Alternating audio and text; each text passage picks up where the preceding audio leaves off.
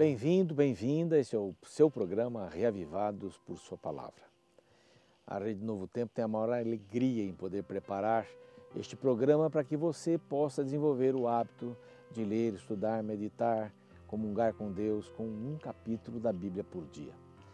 Sabe quantos capítulos a Bíblia tem? Eu já falei isso em outros programas, 1189. Temos meditações para muito tempo e depois podemos renová-las. Porque quando você for ler este capítulo, por exemplo, na segunda carta de Pedro, capítulo 1, é o que nós vamos estudar hoje aqui, quando você for ler novamente, daqui a um tempo, você não é mais a mesma pessoa, então você vai enxergar esse capítulo de outra maneira.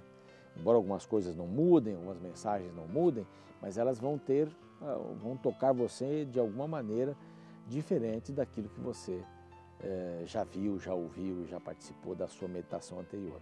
Então a Bíblia é essa riqueza, tesouros que são tirados aí todo momento que a gente abrir a palavra do Senhor. Você que está conosco pela Rede Novo Tempo, todos os dias às 7 da manhã e aos sábados às 5h30. Você que está conosco no Facebook, bem-vindo. Facebook da página da Novo Tempo, mande lá sua mensagem. E você que está conosco através do YouTube, nós temos ali milhares de seguidores, de pessoas que estão unidas conosco neste propósito, que compartilham também a palavra do Senhor através do YouTube. Isso é uma coisa muito boa. Se você ainda não está inscrito, vai lá, se inscreva. Clique no sininho para receber as novidades do nosso programa e dê um like lá, um joinha, para a gente saber que você está vendo, está nos acompanhando, tá bom? Agradecemos ao Cevisa que nos propicia essa beleza de lugar, os pássaros cantando, aí você ouviu agora há pouco, né? E alguém já escreveu, olha, quero ouvir os pássaros novamente. A gente estava gravando em outros lugares, mas sempre é bom voltar aqui. Obrigado ao Cevisa, que é o Centro de Vida Saudável da Igreja Adventista. É um local onde as pessoas têm uma reeducação alimentar, tem tratamentos naturais, é muito legal mesmo. Bom, primeiro capítulo da segunda carta de Pedro. Pedro já vai escrever essa carta perto da sua morte. Já estava bem velhinho, como eu disse na carta anterior, já não era mais o mesmo Pedro, era o Pedro conselheiro, era o Pedro preocupado com a igreja, é o Pedro que estava para morrer, conforme ele vai dizer aqui, o Senhor mesmo disse, né, e como ele iria morrer também, crucificado, já foi dito, lembra-se lá no capítulo 21 de João, não é? Quando eles estavam andando na praia e tal, e Jesus perguntou, disse como ele iria morrer. Ele já estava bem idoso, mas ele queria deixar algumas mensagens. Ele queria dizer para o povo que, olha, cuidado, eu estou repetindo muita coisa aqui, porque vem por aí falsos pregadores, falsos profetas, pessoas que vão ensinar errado, pessoas que estão dentro do nosso grupo, que vão ensinar errado. Então, muito cuidado. O próximo capítulo ele vai detalhar bem isso. Eu vou deixar para falar isso mais para frente, né? Quer dizer, no próximo capítulo, amanhã. Mas aqui ele dá a sua saudação, uma saudação normal, não é? Simão Pedro, ele une os dois nomes, né? O nome que era da sua casa e o nome que Jesus tinha dado para ele. Servo e apóstolo de Jesus Cristo, servo e apóstolo. Servo porque eu aceitei como meu Salvador, apóstolo porque eu andei com ele e ele me enviou para pregar o Evangelho. Aos que conosco obtiveram fé igualmente preciosa na justiça do nosso Deus e Salvador Jesus Cristo, graça e paz. Isso era mais ou menos comum, esta introdução. Alguns dizem que, eu mencionei aqui, que ele era analfabeto e que outro escrevia para ele e tal, não importa. Importa que as suas palavras chegam até nós aqui de uma maneira muito especial. Bom, ele começa a sua segunda carta, no verso 3, dizendo que tudo está em Jesus. Tudo depende de Jesus. Tudo está colocado em Cristo. O centro da igreja é Jesus. O centro da vida do cristão é Jesus. O centro da minha vida é Jesus Cristo. E ele vai trabalhando um pouco nisso, porque ele vai querer colocar diante das pessoas a importância da palavra de Deus. E vai dar os motivos também aqui, a razão, a partir do verso 12, porque ele está escrevendo essa carta.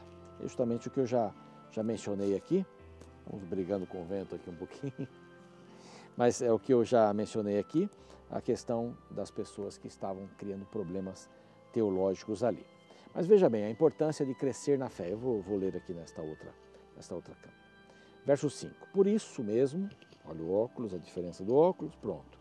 Por isso mesmo, vós, reunindo toda a vossa diligência, associai com a vossa fé a virtude, com a virtude o conhecimento, com o conhecimento o domínio próprio, com o domínio próprio a perseverança, com a perseverança a piedade, com a piedade a fraternidade, com a fraternidade o amor.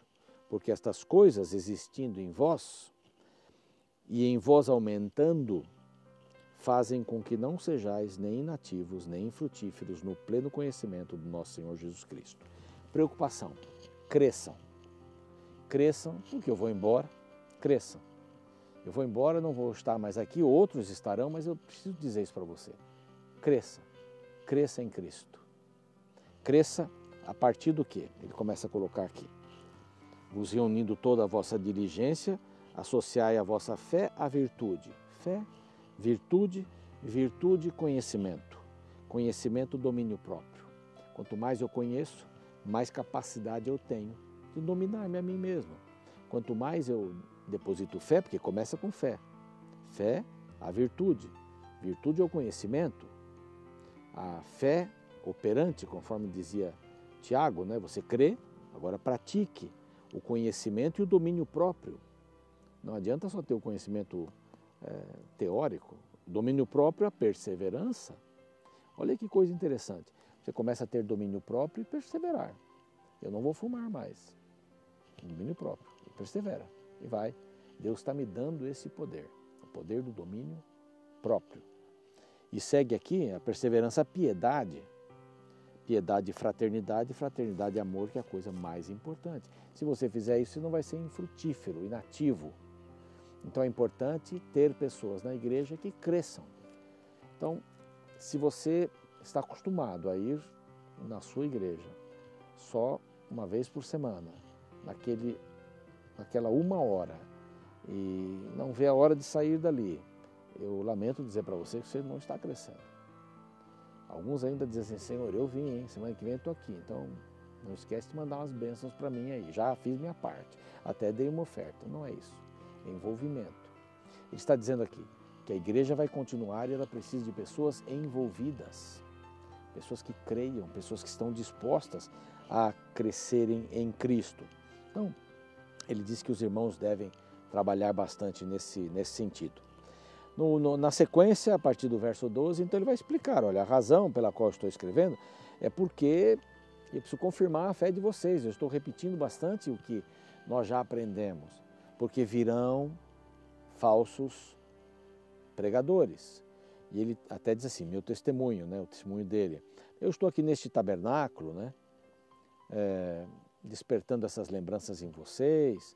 Certo que estou prestes a deixar meu tabernáculo. Eu queria dizer assim, eu estou aqui nesse corpo, né, estou vivo, mas eu vou deixar de viver conforme o próprio Senhor me disse aqui no verso 14, né?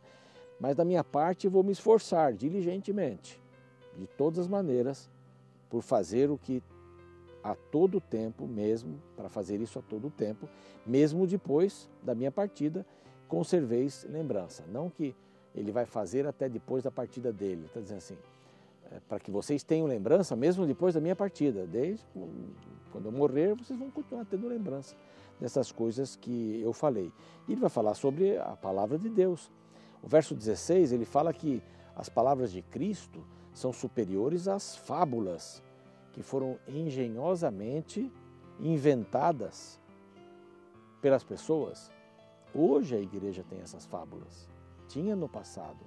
São interpretações errôneas da palavra de Deus, ideias pessoais inventadas da minha cabeça. Dessa maneira, eu crio um outro evangelho, como fala Paulo ali, que não tem nada a ver com o evangelho. Então Pedro está preocupado. Muito cuidado se você começa a colocar suas próprias ideias, eu acho isso, eu acho aquilo, ou ouvir pessoas que falam com muita veemência sobre alguns assuntos, mas que não estão claros na palavra de Deus. Com respeito ao Espírito Santo, muitos diminuem o Espírito Santo e dizem, não, é só uma força. e até arrumam uns versos aí da Bíblia para arrumar essa questão.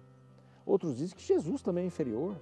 E se você não confessar que Jesus veio em carne, a palavra de Deus diz assim, então não tem nada. Você não tem nada. João fala isso. A grande realidade é que nós precisamos estar baseados na palavra. Aí os versos vão se seguindo. Ele fala da transfiguração, e eu gosto aqui do 19 em diante, para a gente já ir terminando. Eu vou ler aqui, nessa câmera aqui agora. Temos assim tanto mais confirmada a palavra profética, é a palavra que eu tenho ensinado. E fazeis bem em atendê-la, como a uma candeia que brilha em lugar tenebroso. Não fica debaixo do alqueire, como diz ali Mateus, né? Até que o dia clareie e a estrela da alva nasça em vosso coração. Quando o dia clareia, fica claro, a estrela alva desaparece, né? Mas aqui está dizendo, o dia fique claro e essa estrela nasça em seu coração. Sabendo primeiramente, o 20, isso é importante, hein? Primeiramente isto, que nenhuma profecia da Escritura provém de particular elucidação. Porque nunca jamais qualquer profecia foi dada por vontade humana, entretanto homens, santos, aqui vem entre aspas um comentário, homens escolhidos por Deus falaram da parte dele, de Deus, movidos pelo Espírito Santo. O Espírito Santo move e fala da parte de Deus, e o homem fala da parte de Deus. Então ele está dizendo aqui uma coisa muito séria. Nenhuma profecia da Escritura vem de particular elucidação. O que temos aqui foi trabalhado pelo Espírito Santo. São coisas diferentes, tem contextos diferentes, tem épocas diferentes, pessoas diferentes que a escreveram. Mas essa é a palavra de Deus e não devemos acrescentar nem tirar nada dela. Então, essa profecia não foi inventada por homens. Esta profecia foi criada por Deus, influenciada pelo Espírito Santo na mente do homem que escreve aqui. Então, você tem a palavra de Deus no seu coração, forte, firme. Por isso, estudá-la no começo do dia, um capítulo por dia. Tá bem? Vamos orar? Pai querido, queremos estudar a Tua palavra, colocá-la em nosso coração, que o Senhor esteja conosco todos os dias para que isso seja uma realidade por Cristo. Amém. Muito obrigado. Até o nosso próximo encontro. Um abraço.